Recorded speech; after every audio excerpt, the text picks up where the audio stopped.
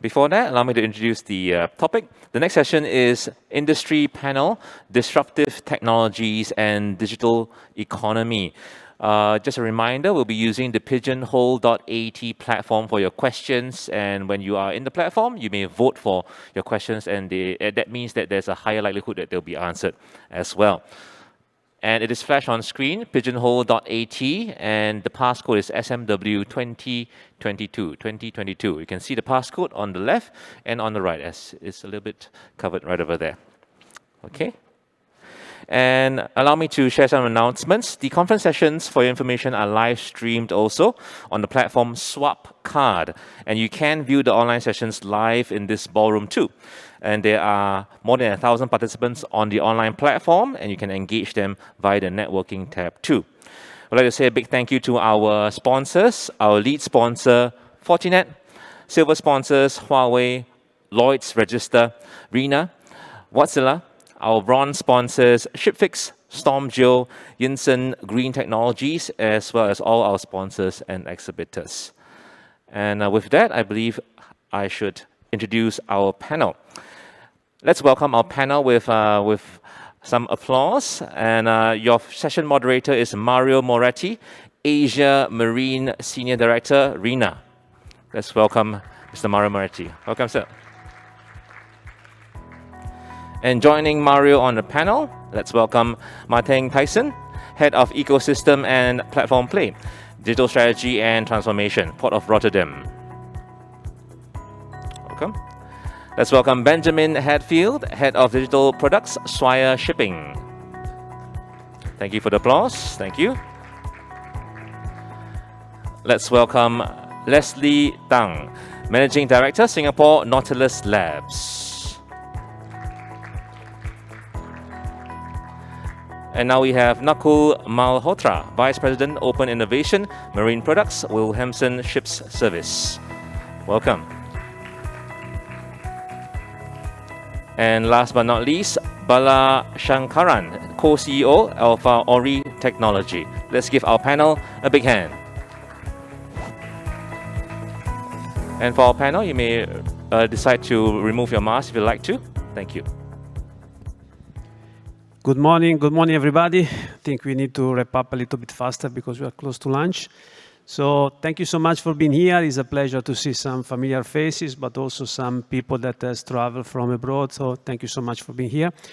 Today you are very lucky. You have a stellar expert and a stellar panel. So to balance it, you have a moderator that is not as stellar as them. So bear with me, but I will do my best. So myself, I'm Mario Moretti. I'm the Senior Director of RINA, representing the company here in Asia. Today we are talking of digitalization. Digitalization is close connected with decarbonization. The double Ds. We cannot achieve decarbonization without going digital. Solutions are available, so I hope that after today we will embrace some of these solutions. Allow me 1 minute each to introduce this fantastic panel. Going in alphabetic order, so we'll start with Leslie. Miss Leslie Dang, please introduce yourself. Good morning, everyone. I'm Leslie Dang. I'm the Managing Director of the Singapore office at Nautilus Labs. First, I want to say I'm really honored and pleased to be with a very high-profile panelist and moderator, obviously. And in front of a live audience. It's very nice to see faces with masks, though, but it's great not to look at my webcam this time around. Nautilus Labs is a technology company focusing on advancing the efficiency of ocean commerce, more specifically through collaborative voyage optimization. We work with ship owners and ship operators to help them drive better decisions, reduce fuel consumption, reduce carbon emissions, and optimize for commercial profit. Our public list of clients include Eastern Pacific Shipping, Total Energies, Peter Dollar, amongst others. We are headquartered in New York with an office in Singapore, obviously, but also offices in London and Paris. We are a venture-backed company. We recently closed our Series B, and our main investor today is Microsoft through the Microsoft Climate Innovation Fund. Thank you, Leslie. Benjamin? Yeah, thanks, Mario. And thanks for MPA and Informa for putting on such a fantastic event. I echo what Leslie's saying. It's so fantastic to see so many faces, and unfortunately you guys can't switch your camera off anymore. So really good to see you all here. My name is Ben Hadfield. I'm the head of digital products at Swire Shipping, and alongside our product and development team in Singapore and Bangalore, as well as our business users across our network, we're developing unique solutions to cater for the needs of regional and domestic liners, with a particular focus on 3 areas. One is on a self-service and omni-channel e-commerce approach for the range of customers that we serve. The second is on streamlining that customer relationship through internal commercial solutions that make it easier for us to interact with our customers and allow us to automate some of our processes. And then finally, minimizing the cost to serve through our operations platform so we can run our most efficient network as possible. This year is a very special year for Swire Shipping. We're celebrating our 150th anniversary, so we have an extremely long legacy of serving our customers in Asia and the South Pacific, something that we very much hold very dear to ourselves, and very much appreciate all the long-standing customer relationships that we have. Swire Shipping is also part of a broadly diverse group of companies under the Swire Group, both in its public arm, where we have such brands as Cathay Pacific, Taikoo Sugar, Swire Coca-Cola, as well as our private arm, where you'll find all of our shipping concerns, such as Swire Shipping, Swire Bulk, and Swire Projects. Thanks. Thank you. So before we saw that we need to look at aviation, so I'm sure that you can bring some connection between aviation and shipping. Next in line, Mr. Nakul Malhotra. Nakul, please. Thank you, Mario. First of all, just echoing what all the panel said, I think it's absolutely fantastic to be here in person. I'm still trying to test myself in being able to recognize people with just their eyes, but we seem to be getting better. So I'm representing Wilhelmsen. Wilhelmsen is, I like to refer to Wilhelmsen as a 160-year-old startup.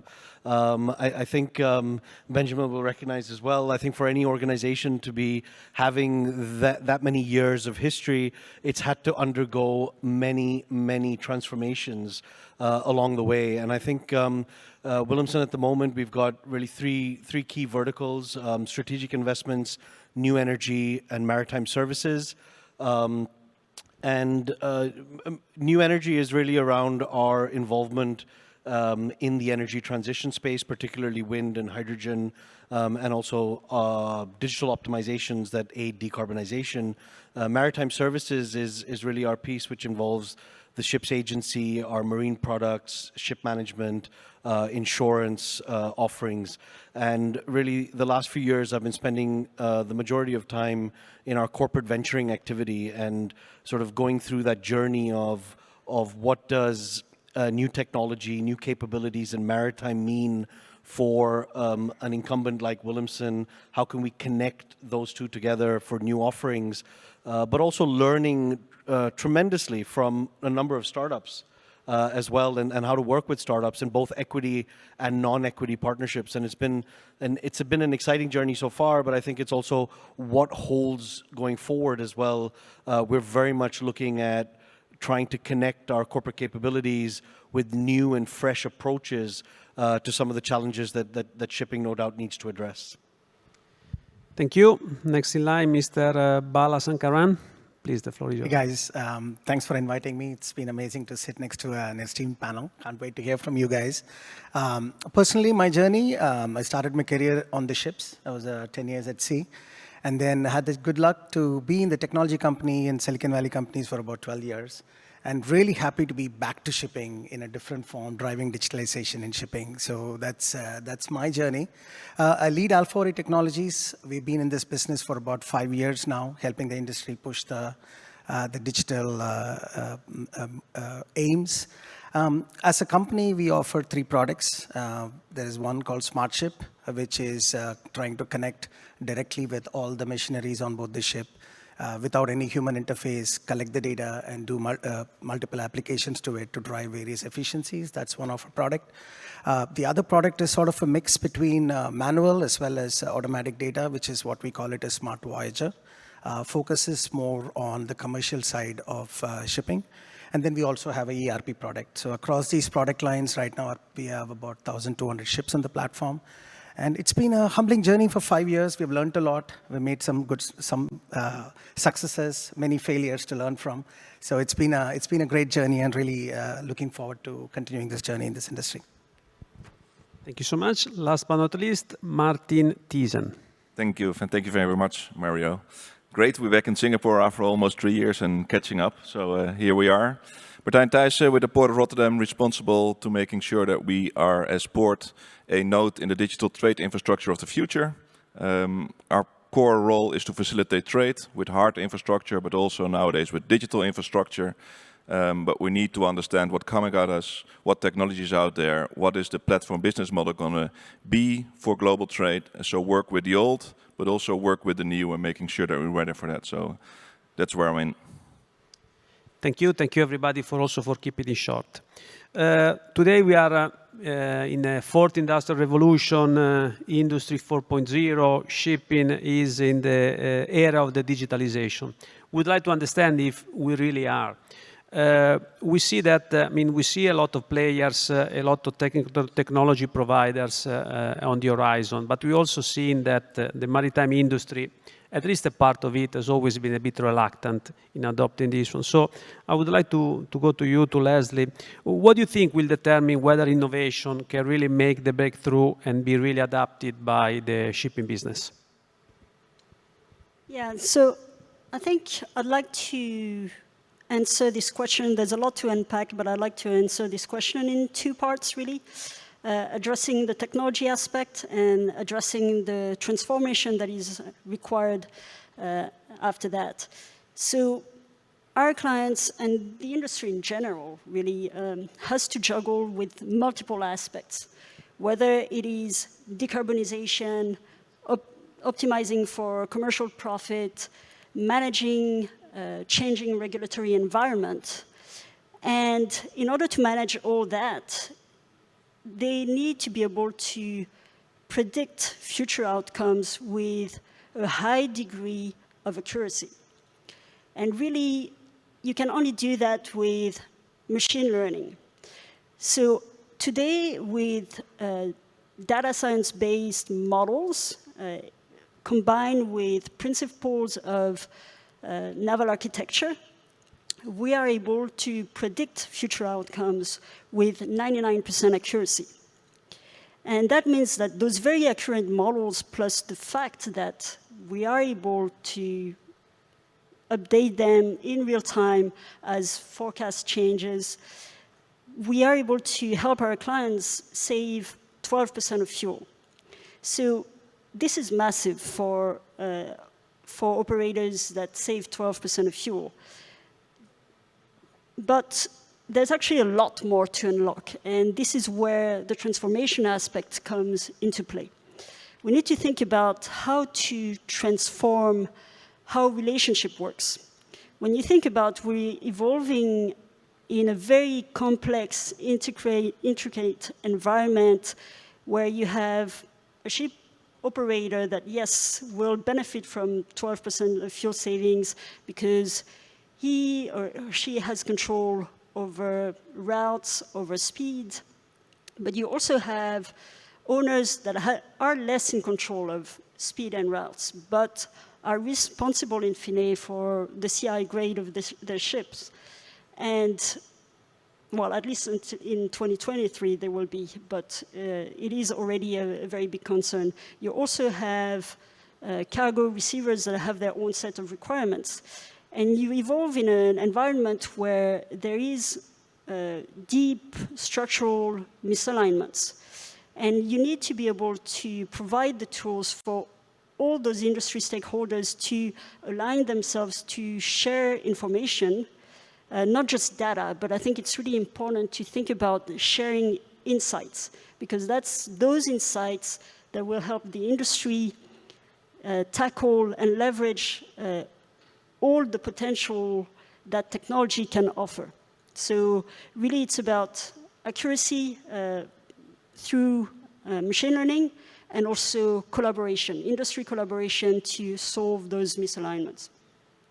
Thank you, Les. I think collaboration is one of the main issues that we need to bring forward among the various stakeholders. Remaining a bit on these topics, I would like to ask Bala again. What do you see as the biggest bottleneck today in the adoption of digital technologies? Yeah, hey, thanks for that question.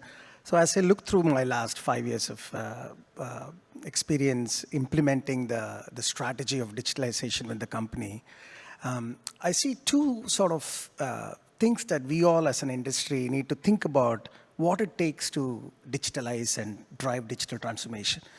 I think the easier part is the availability of technology. I think we are there. The technology is there. It can drive some amazing things. The gap between availability of technology and realization of value, there is a huge change management exercise that needs to happen in the industry. And I believe that the companies that recognize this, invest in this, and wait for the change to drive value, they are leading the business. Companies who see technology investment as a magical return of investment next day, what they land up doing is that they invest in a digital solution, and then literally within a month, they sort of shoot themselves in the foot by challenging their own decision because the value is not there. When really the point here is you should not only bring the horse to the water, you should take the water, open the horse's mouth, and make the water drink, at least initially. That is when you get the value in any adoption of technology. So I feel that if industry leaders can actually focus on that in-between change management portion, I really think shipping can drive a tremendous amount of value in adopting technology. Do you mind if I comment as well? Please.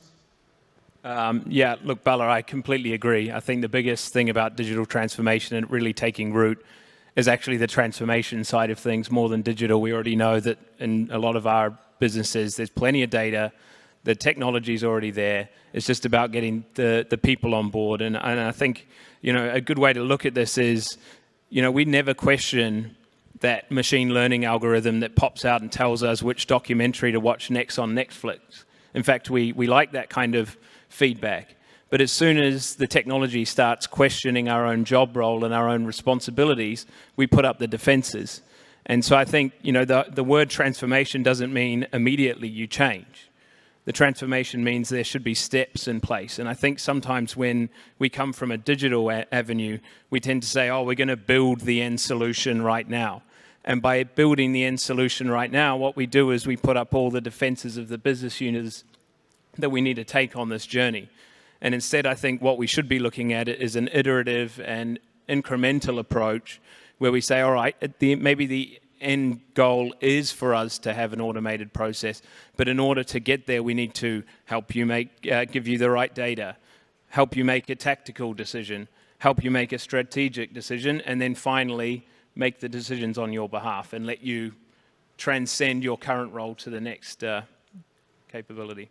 Actually, Mario, if I can, because this topic, this intersection of people and technology is something that I'm extremely passionate about. And I think, there's a couple of different angles, I think, that might be worth mentioning. So echoing both these points, but just in terms of angles, I think we as an industry have to be conscious of the fact that not everybody in the industry is going to be a co-creator. And I think one of the traps that we tend to fall into is, as soon as we're talking about technology or we're talking to technology providers or solution providers, there's an automatic assumption that every shipping company out there is actually going to be a co-creator, and that's not true at all. The vast majority of the industry are going to be consumers of this technology. And I think if we recognize with that lens, it becomes a lot easier in justifying what the expectations are from different stakeholders and also then what the benefit will be, and possibly become easier to assess what kind of readiness level or maturity level you need from the technology or the solution provider, because you're a bit clearer on whether you want to co-create a solution that you want to offer to the wider industry, or you want to just consume one of those solutions. And I think that element, I still see too many organizations falling into that trap. I think the second one I want to really pick up on is, because as an ex-seafarer myself, just connecting with domain expertise, we just see, again, too many examples of organizations that are getting these tech providers or even recruiting new skill sets, bringing them into the core organization, realizing that there's a translation gap. There's a gap on how people are communicating between these two worlds, though they're colliding. And the natural reaction begins to become, let's ring fence the tech team, then let's put them on another floor, then let's put them in a co-working space because they're so modern, while the rest of the organization doesn't quite understand that. And instead of bridging that gap, we're actually creating a bigger gap. And maritime, I'm absolutely convinced, and you know, big trap falling into this belief that it's a special industry, but it is nuanced. And if we don't get that bridge with the domain experts, with the guys who really do want to solve those problems, we're setting ourselves up for failure. And I think that intersection of people and technology is perhaps become as valuable, or if not more valuable, to start getting into as compared to the technologies themselves. Because I'm of the opinion that the technologies are created from other industries or elsewhere. The biggest service we can do to our industry is to apply them well.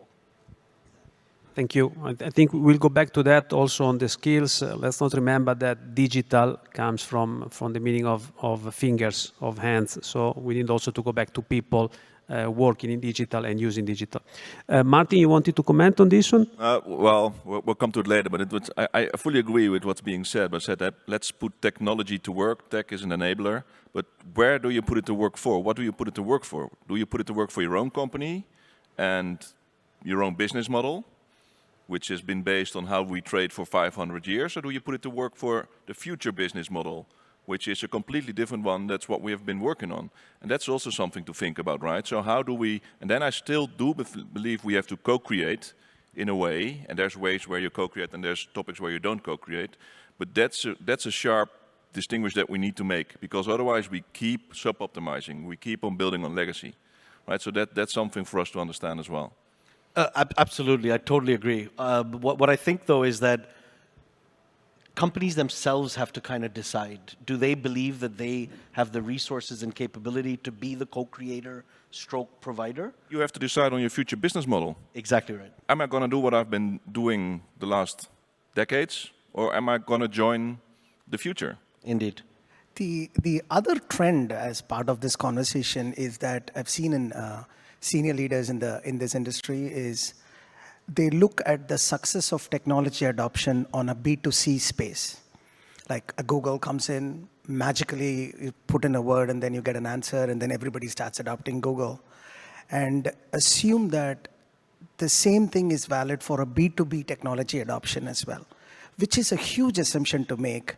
In a B2B, there is people involved, processes involved, different companies need to talk to each other for a technology to be driving value. And in this case, I see that people involved are also sailing on one side and the people keep changing on one side. And there is no standardization of data between two organizations. So there is a lot of things we as an industry need to resolve on the technology side for the same technology adoption driving value as what happens in B2C. So that's something as a mindset change from the industry leaders need to be thinking about, that this is a couple of years journey. This is not a switch on, switch off journey is my main point. Thank you. I told you, you don't need a moderator, so you can just go with the flow. Thank you so much for making my job much easier. Okay, Martin, coming back to you. And today, of course, we are looking at digitalization on ships, making more efficient ships. But we are also looking, of course, a lot of investment in ports. We see Port of Tuas, we see Port of Rotterdam. How can we integrate ships, ports, final destination? So can you share a bit your thought, your experience? Also, I've seen that you've launched this port exchange platform. So if you can briefly explain us and share your experience. Yeah, thank you, Mar. So, like I said, and it's commenting a little bit on what I just said earlier, we see the future where we really need to sort of have digital infrastructure in place, as do we do with hard infrastructure as a port, and then open up to the world. So instead of waiting for it to happen in Rotterdam, we're actually doing it. Right, so we set up a port call optimization platform, which is sort of looks at the port call as a Formula One pit stop for a ship, putting all involved parties at one data source, and then having provide them the service on top. But we're also doing that, so that's nautical, maritime. We're doing that into the hinterland. We're doing that into the trade finance part, right, where we have sort of linking with the EBL part, where we link with SG TradeX. So we really look at the whole array of processes that are happening in a port, and for us, the hinterland is very important in Europe. So how do we connect seaside with landside and hinterland and the different modality options that you have? It's visibility, but it's also rules, regulations. So it's huge. We try to break it up into small pieces, put data sharing infrastructure in place as a port, but not only ourselves. We do that, we co-create it, or we do that with partners. Then let the market develop services on top of that to facilitate their customers, right? Because that's our role as a port. Thank you. I think we go back also on the topics on the previous panel on harmonization, standardization. So for sure, it's something that we need to look at in that sense. We have talked about Port of Rotterdam. Of course, let's not forget Singapore, the investment that is doing in terms of full automation. But I would like to ask you, Ben, to see how about smaller players, smaller liners or ports? How can they achieve a bigger scale applying digital technology? How do you see it? Yeah, thanks, Mario. It's an interesting question because if you look operationally, a lot of these smaller liners work in markets where their larger competitors actually probably have a similar cost to serve in terms of the vessels that they're using. They're probably better optimized for the region that they serve, and they obviously wholeheartedly are invested in the market where it may only be a 1 or 2% play for an MLO. That's certainly the case for Swire Shipping and the services we provide within the South Pacific. It's our everything, but for global trade, it probably only makes up a couple of percent. I think it's even more true when you look at ports who have a geographical advantage, and you have domestic lines that have a regulatory advantage in a lot of places because of cabotage. So they have an opportunity to survive and an opportunity to fight at scale from an operational standpoint. However, where it becomes a little bit different is in avenues such as digital, where simply we just do not have the same capabilities to invest at scale as our larger competition. But actually also, do we actually need to invest at such a similar scale? I would probably say no. A lot of the larger liners out there and a lot of the larger ports, more established ports, probably have a significant legacy ERP landscape that they're wrestling with all the time. This means that it's very, very difficult for them to be able to be forward-thinking without having to first look at how they can upgrade and fix their foundation. So what I will technically try and tell my team about how to approach these issues is a lot of our competitors have to look at how can we provide the best possible digital solution with all the compromises that we have in place. Whilst for us, because we have a much more recent ERP, we're able to look at how can we provide the best possible solutions for our clients. And those are two different discussions. And so what I would say is that for every dollar that's spent on your digital transformation for smaller liners and smaller ports with that less legacy and legacy ERP systems, more of your dollars that are being invested in digital are going to directly pushing you in the right direction for your journey. And so really I would say that, while we all are even the smaller liners and the smaller ports are at a scale where an ERP is required, we should consider that really as a foundational system, key documentation, invoicing, that kind of stuff.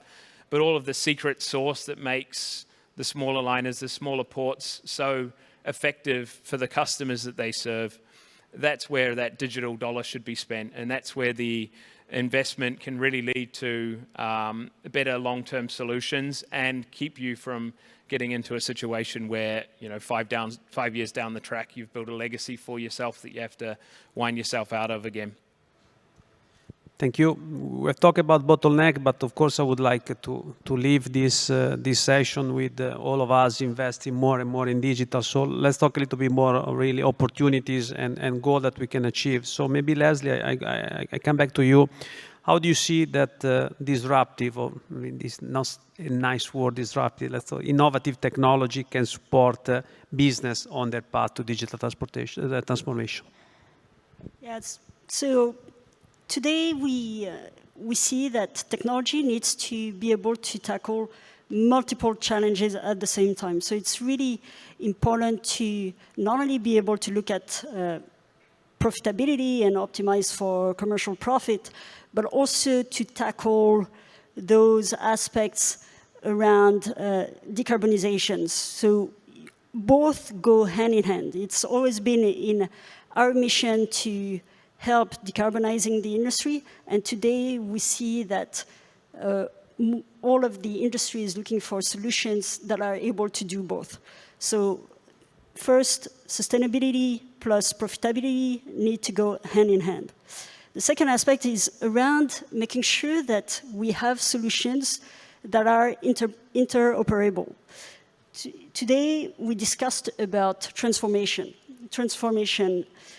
Really, the journey is 10% about digital technology and 90% about transformation.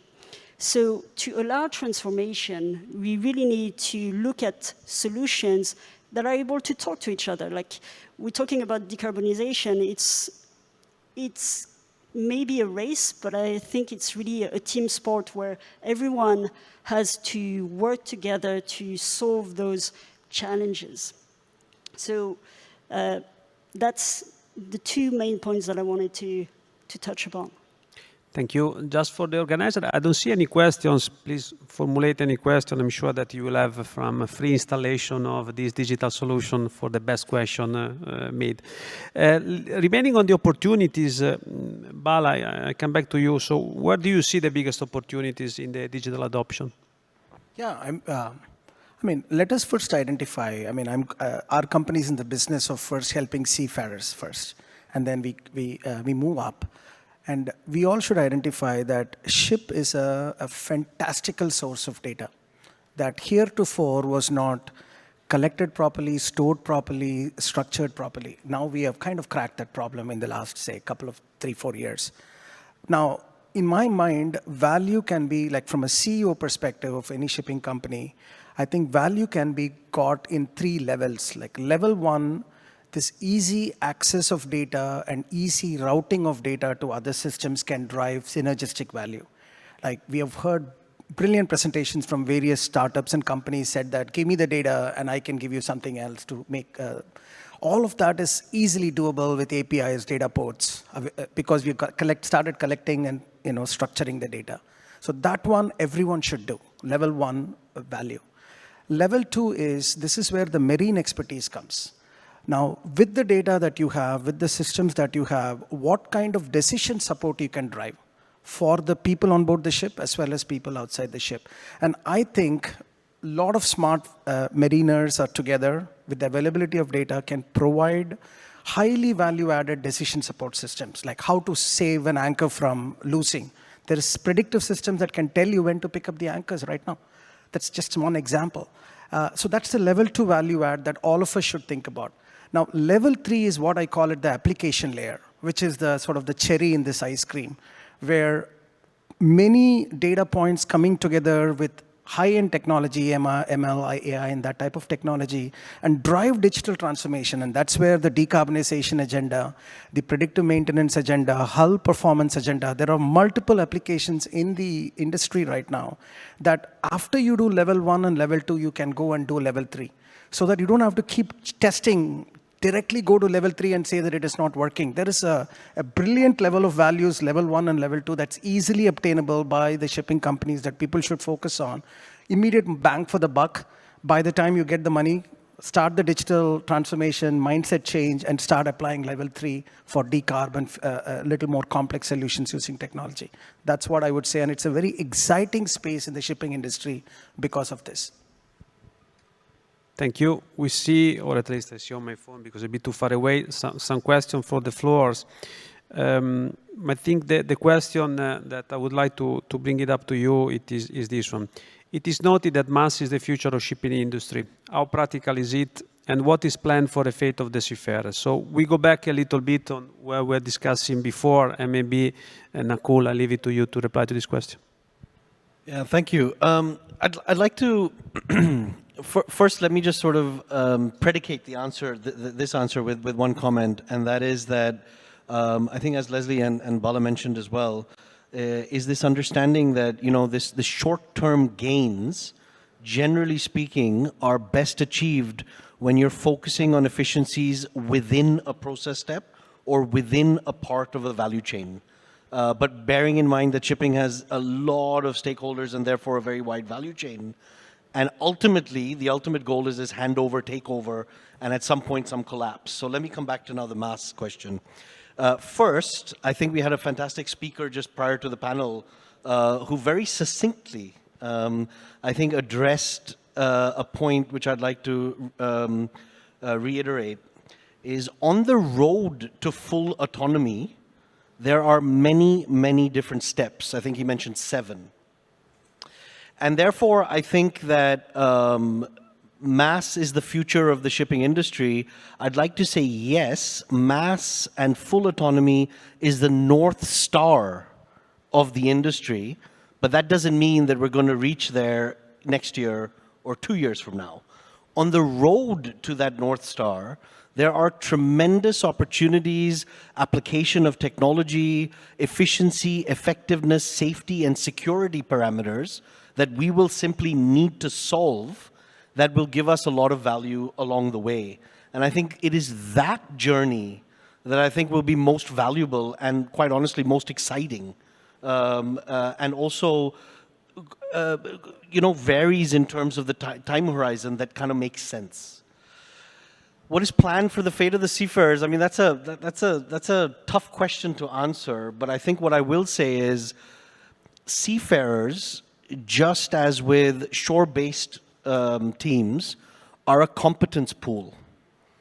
And I think it's really quite important that not only the companies and the governments and the various stakeholders ashore are viewing upskilling, reskilling, reconfiguring, how to connect that seafaring domain expertise with capabilities that will be needed going forward. Bala, you talked about the different levels. At least one of those levels won't be possible without seafaring experience. So I think those elements are still important.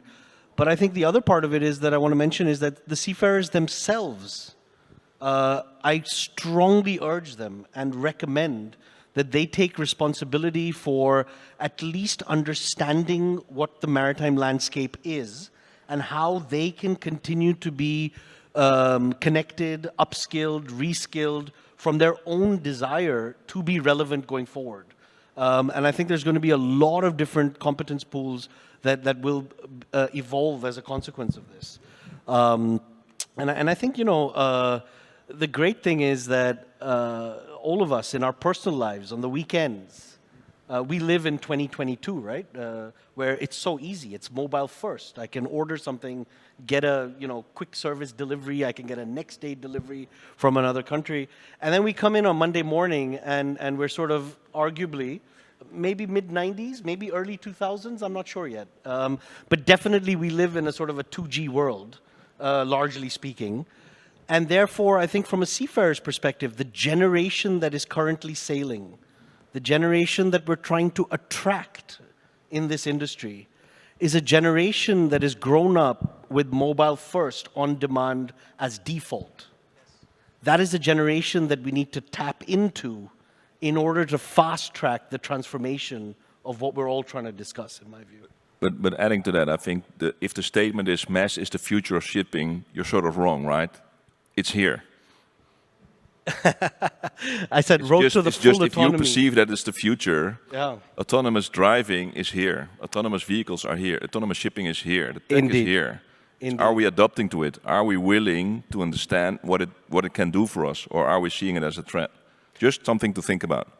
Yeah, so I think I want to actually come back to that, Martin, because I think that's fantastic, right? So the fact that the road to autonomy is here, definitely.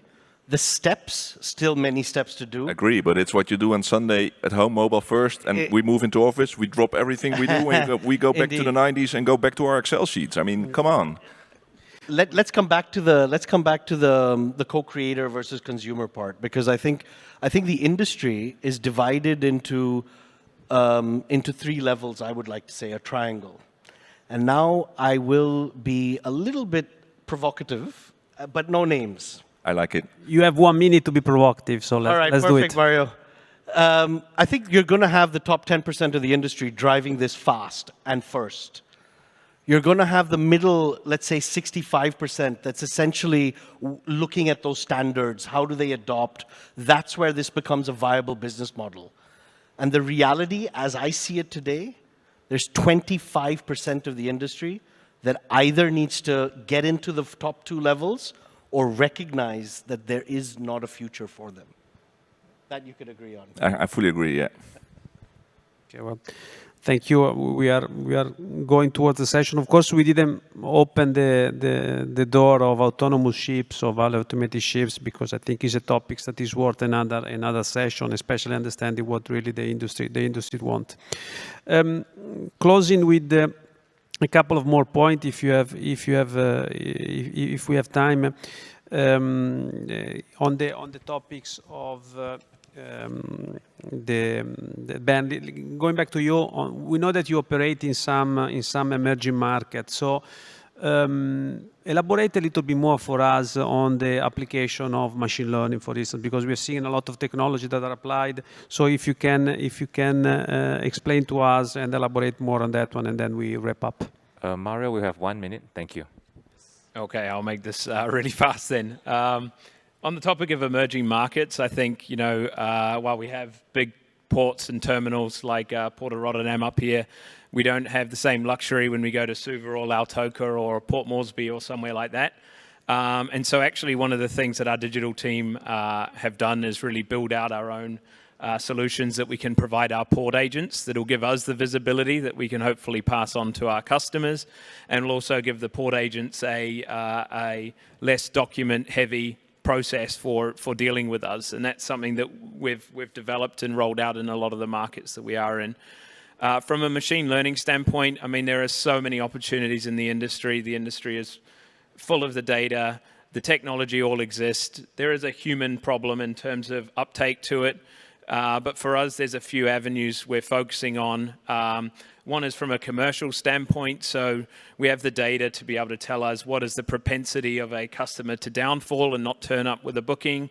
And if we potentially do something like a rolling to them, how elastic are they? Are they going to come back? Or are we choosing the wrong customer and creating a downstream problem? Operationally, the ability to look through data that we're collecting through a number of our partners, so not only through our own solutions, but converge them into a single viewpoint of a situation, say a weather event. Well, what is the permutations? What is the best actions? What is the opportunity cost? Is something that I think we can extract a lot more on by working with startups and partners in their area of expertise where we may not have the scale, and combining that with our own internal data to provide a much more holistic view that would impact, whether or not we want to be focused on bunker savings or on-time performance or connectivity at a transshipment port, etc. Thank you. I think we reached the end of our session. Thank you so much for making my job very easy. Congratulations, a fantastic panel. I think it's time for lunch, so let's go for a bite. If you get the jokes, means you were quite attentive. Thank you so much. Thank you, everybody. Thank you, Mario, and thank you to the distinguished panel. Let's give it a big hand. Thank you very much to our panel.